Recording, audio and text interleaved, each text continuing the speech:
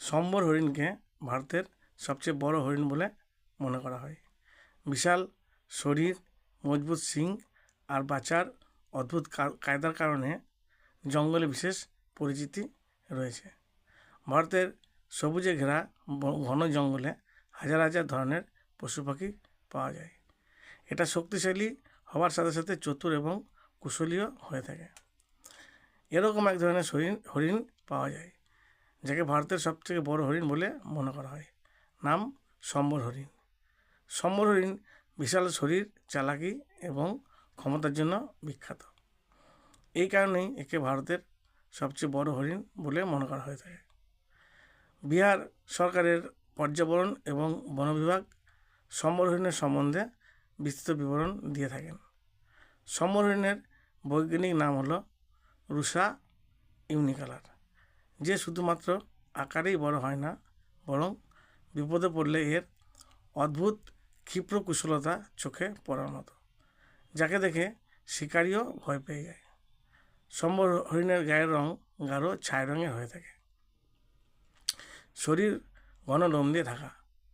মেয়ে সম্বর পুরুষ সম্বরের চেয়ে ছোট এবং হালকা রঙের হয়। কান পর্যন্ত উচ্চতা হয় প্রায় 120 থেকে 160 সেন্টিমিটার পর্যন্ত, আর ওজন 100 থেকে 350 কেজি পর্যন্ত হয়ে থাকে। শরীর প্রায় 2.60 মিটার লম্বা এবং লেজ 22 থেকে 35 সেন্টিমিটার হয়ে থাকে।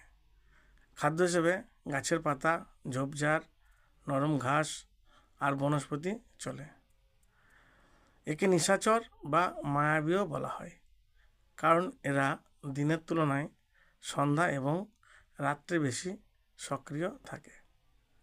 সম্বর মূলত ভারত ছাড়াও নেপাল, ভুটান, শ্রীলঙ্কা, দক্ষিণ পূর্ব এশিয়ার কিছু দেশ যেমন তাইওয়ান, সুমাত্রা, বর্নিয়া সমেত বিশ্বের বেশ কিছু দেশে পাওয়া যায়। ওড়িশায় একে রাজ্য পশুর তকমা দেওয়া হয়েছে। এরা বিপদের সময় খুব ঠান্ডা থাকে এবং ক্ষিপ্র গতিতে এবং কুশলতার সঙ্গে যুদ্ধ করে থাকে, ফলে শিকারী পশুরাও ভয় পেয়ে যায়। International union for conservation of nature 2008 সালে সম্বরকে সংকটগ্রস্ত শ্রেণীতে রেখেছে। এদের বিচরণ মূলত হিমালয়ের তলাটি থেকে দক্ষিণ